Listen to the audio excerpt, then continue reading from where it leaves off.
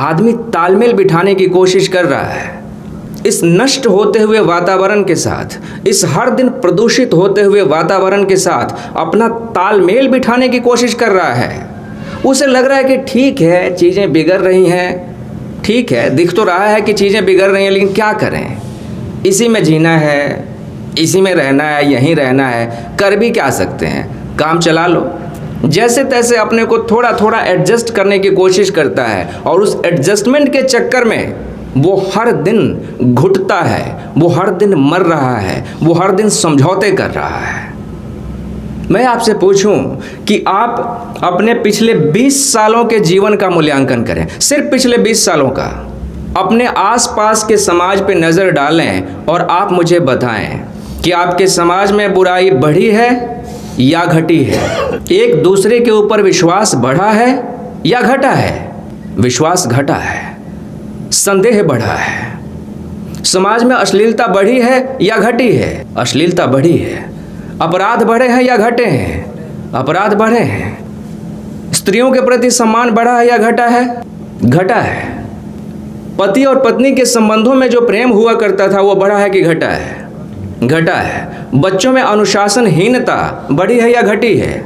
अनुशासनहीनता बढ़ गई है ना? अपनी संस्कृति के प्रति, अपने बुजुर्गों के प्रति जो सम्मान का भाव हुआ करता था, आदर का भाव हुआ करता था, वो बढ़ा है कि घटा है? घटा है। उन्हें उठा के वृद्धाश्रमों में फेंका जा रहा है। उनका कहना है कि अभी हम घर में बर्दाश्त नहीं कर सकते। तो इस तरह से जब समाज बदल रहा है, हर चीज़ बुरी होती जा रही है, हर चीज़ बिगड़ती जा रही है, और इस बिगड़ते हुए वातावरण में जो आदमी अपने को समायोजित करने की कोशिश कर रहा है, एडजस्ट करने की कोशिश कर रहा है, उसकी स्थिति बड़ी दयनीय है। उसकी स्थिति ठीक उसी मेंढक की तरह है जो उस धीरे धीरे उबलते हुए पानी में अपने को एडजस्ट करने की कोशिश कर रहा था। आज समाज में जो बुराई फैलाने वाले लोग हैं, जो बुराई का प्रचार प्रसार करने वाले तत्व हैं, वो जितने मुखर हैं, जितने शक्तिशाली हैं, जितने आत्मविश्वास से भर गए हैं, उतने आत्मविश्वास से वो पहले कभी नहीं भरे थे।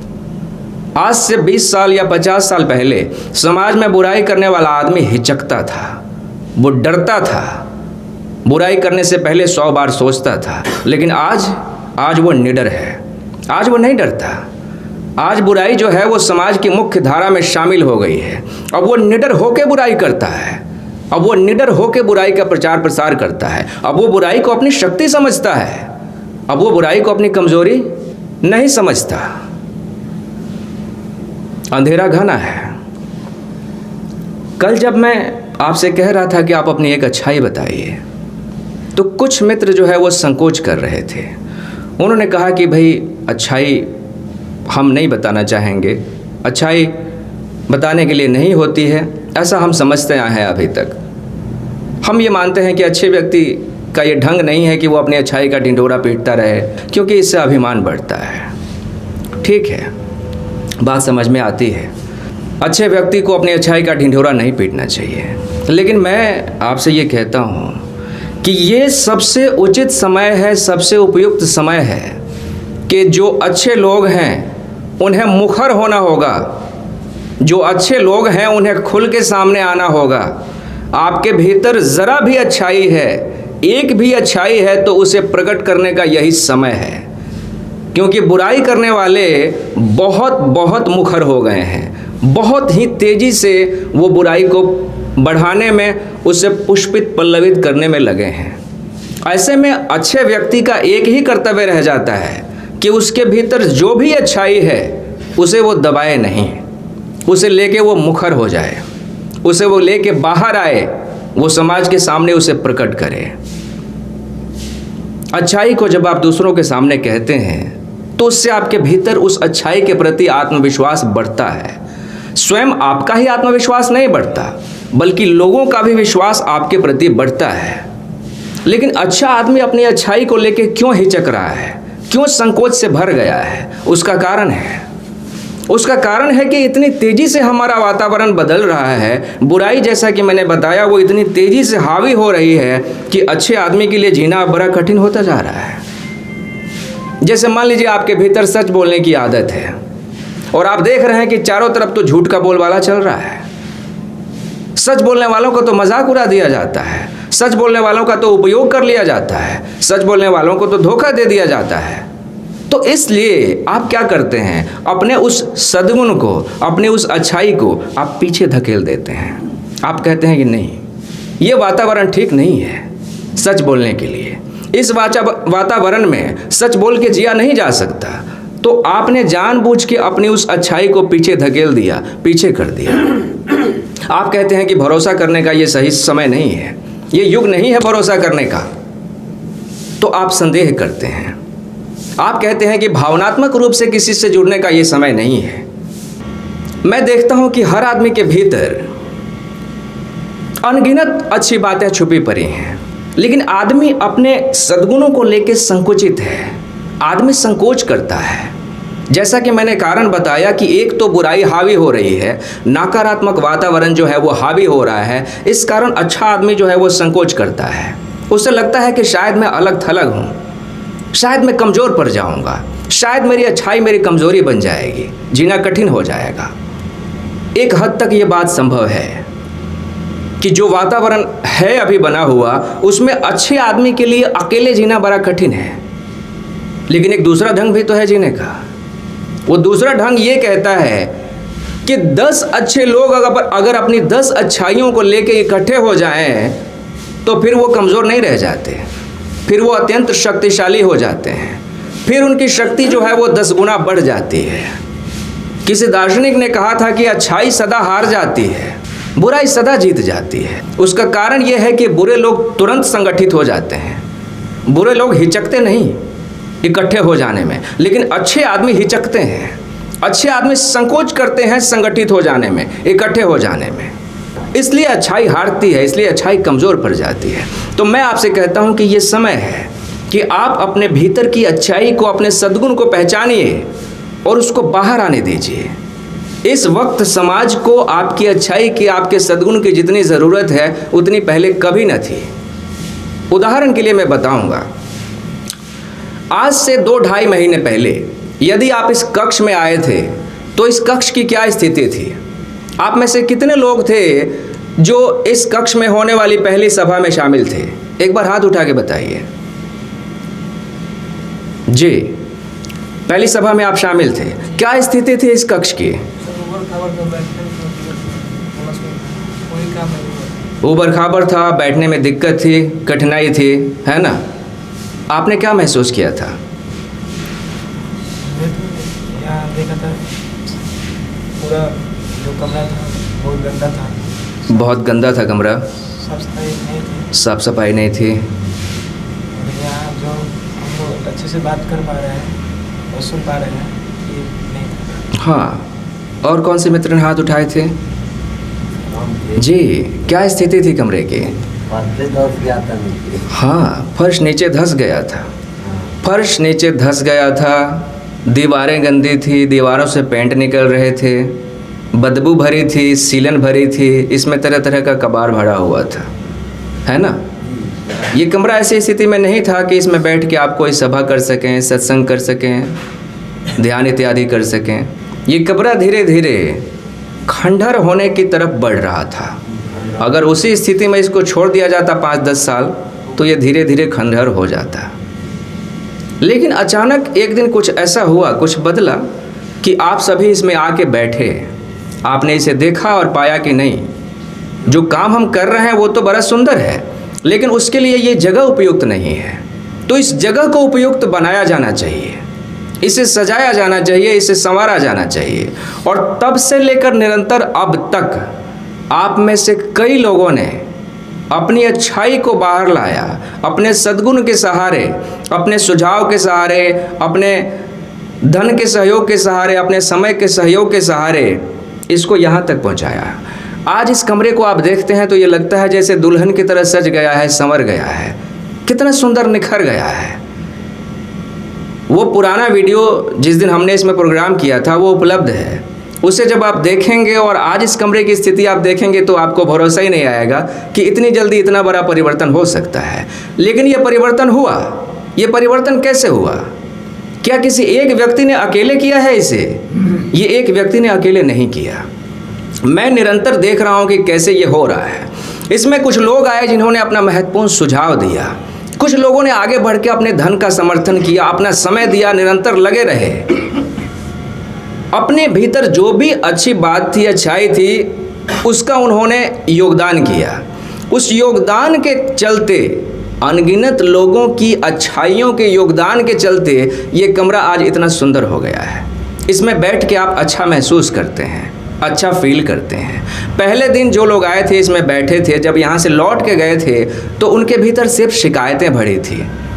उन्होंने कहा कि वहाँ बहुत बदबू आती है, दोबारा जाना हम नहीं चाहेंगे, कहीं और कीजिए आप लोग प्रोग्राम। विकल्प हम भी ढूंढ रहे थे। विकल्प हम ढूंढ रहे थे। उनका कहना था कि हम मजबूरी में बैठे थे, लेकिन फर्श इतने ऊबड़ खाबड़ थी कि बार बार बैठने की स्थिति बदलनी पड़ रही थी, पैर दुख जा रहे थे, ये हालत थी, है ना। लेकिन ये बदल गया आपकी अच्छाइयों की बदौलत, आपकी अच्छाइयों के योगदान के बदौलत, है ना। मैं नहीं कहता कि जितने लोगों ने इसमें योगदान दिया वो सब के सब महात्मा हैं, नहीं, वो सब के सब महात्मा नहीं हैं, सामान्य लोग हैं, लेकिन उनके भीतर अच्छाई है। उस अच्छाई को उन्होंने प्रकट होने दिया। तो जब मैं आज के समाज की स्थिति देखता हूँ, संसार की स्थिति देखता हूँ, तो ठीक वही स्थिति है जो आज से 2.5 महीने पहले इस कमरे की स्थिति थी। उपेक्षित है। अच्छा आदमी संसार को देखता तो है कि वहाँ बुराई बढ़ रही है, लेकिन कहता है कि क्या करें, अकेले के बस की बात है नहीं, वक्त ही बुरा चल रहा है, घोर कलयुग है। ऐसा कह के वो अपने घर में बैठा रह जाना पसंद करता है, अपने परिवार के साथ, अपने बच्चों के साथ, अपनी छोटी सी ज़िंदगी के साथ वो जिए चला जा रहा है। उसे फ़र्क नहीं पड़ता कि दुनिया कहाँ जा रही है। लेकिन मैं कहता हूँ कि दुनिया बदल सकती है, समाज बदल सकता है, ठीक वैसे ही जैसे ये कमरा बदल गया है। इसे बदलने के लिए कोई बहुत बड़ी चीज़ की ज़रूरत नहीं पड़ी है। जैसा कि मैंने आपसे बताया कि अनगिनत लोगों के छोटे छोटे अंशदान से, उनकी छोटी छोटी अच्छाइयों से मिलकर ये बदल गया है। ठीक इसी तरह से समाज में जितने लोग हैं, उनके भीतर से छोटी छोटी अच्छाइयों को यदि हम बाहर ला पाएँ तो समाज बदल सकता है, समाज सुंदर हो सकता है। राम भगवान थे, लेकिन फिर भी रावण से अकेले नहीं लड़ सकते थे, क्योंकि रावण के पास बुराई की एक बहुत विशाल शक्ति थी। राम इस बात को समझते थे, इसलिए बुराई की उस विशाल शक्ति से लड़ने के लिए राम ने अनगिनत लोगों की फौज खड़ी की। राम की फौज में जो अनगिनत लोग थे, साधारण लोग थे, जंगल के कोल भील थे, लेकिन विशेषता ये थी कि सब में कुछ ना कुछ खास बात थी, सब में अलग अलग विशेषताएं थी। वो सारी अलग अलग विशेषताएं जब इकट्ठी हुई, तब जाके एक महान शक्ति का निर्माण हुआ, तब जाके एक महान सेना का निर्माण हुआ, और उस महान सेना के सहारे रावण की शक्ति को पराजित किया जा सका। तो यही स्थिति होती है समाज में। अच्छा व्यक्ति जो है वो हमेशा अलग थलग रहना पसंद करता है, अपनी अच्छाई को लेके वो संकुचित रहता है, अलग बैठे रहना पसंद करता है। लेकिन मैं आपसे कहता हूँ कि ये अलग बैठे रहने का समय नहीं है। हर मनुष्य को अपना युग धर्म पहचानना होता है। युग धर्म का मतलब क्या होता है? युग धर्म का मतलब होता है कि आप जिस युग में जी रहे हैं, जिस समय में जी रहे हैं, उस समय में करने के लिए सर्वाधिक उपयुक्त कौन सा कर्म है, उस कर्म को यदि आपने पहचान लिया तो वही आपका युग धर्म होता है। अर्जुन जब कुरुक्षेत्र में खड़ा है तो कृष्ण कह रहे हैं कि लड़ो। एक ही बात कह रहे हैं बार बार कि तुम्हें लड़ना ही होगा, लड़ने के अलावा कोई और विकल्प कृष्ण छोड़ते ही नहीं। कारण क्या है? क्या कृष्ण को हिंसा में उत्सुकता है? क्या कृष्ण खून खराबा देखना चाहते हैं? नहीं, कृष्ण उस स्थिति की गंभीरता को समझ रहे हैं कि यदि ये नहीं लड़ा तो जीतेगा कौन? वो सामने वाला जीतेगा, और यदि वो सामने वाला जीत गया तो आने वाले कई 100 वर्षों के लिए दुनिया पे बुराई हावी हो जाएगी, दुनिया से अच्छे लोगों का जीना कठिन हो जाएगा। इसलिए कृष्ण बार बार कहते हैं अर्जुन को कि लड़ो।